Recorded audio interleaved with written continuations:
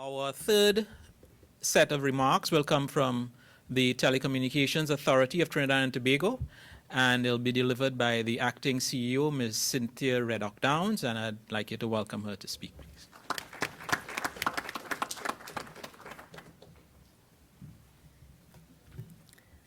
Honorable Minister of Public Administration and Communications, Max Cuffey, Mr. Cleveland Thomas, ITU Area Representative, Mr. Dylan Allen, Director of ECLAC, Mr. Nigel Casimir, Acting Secretary General of the CTU, delegates, both local and international, members of the media, members of the TATT Board of Directors, welcome.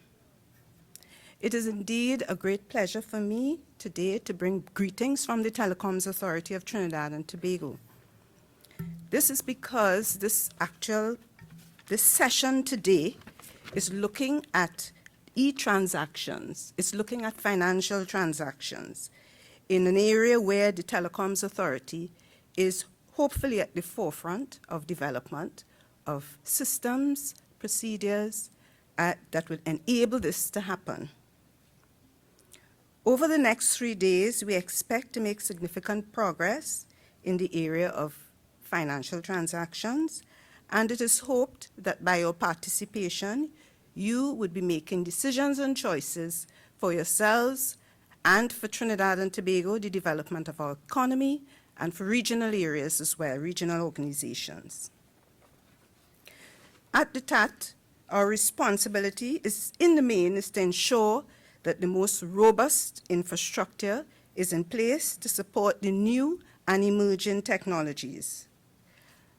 As the regulator, we have a responsibility to move the digital agenda forward. And many may ask, what exactly is the role of a telecoms regulator in innovation in e-financial transactions? And over the next 3 days, I expect that we'll be able to define what role a telecoms regulator would have versus a financial services regulator. That regulator is a regulator that's considered to be the most obvious regulator of e-financial transactions. But over the years and in the development of financial services globally, there is a role and responsibility for the telecoms regulator, and that is what those are some of the things we'll be looking at. In moving forward, we also need to look at what development we can bring to the Caribbean in this area as well.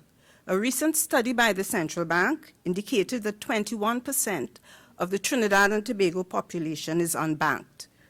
What does that mean? That means that 21% of the people in Trinidad and Tobago do not have access to financial services, and perhaps this is a gap that can be met by e-transactions, e-financial service transactions, and digital financial transactions. It is therefore important that we, over the next 3 days, make every effort to ensure that our deliberations bring some relief to the unbanked, not only in Trinidad and Tobago, but in the rest of the region, and that we are able then, in deliberations over the next 3 days, to carry the process forward.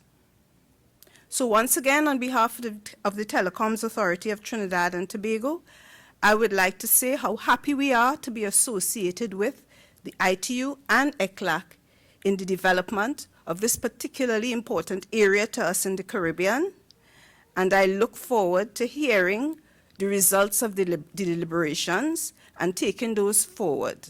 I thank you.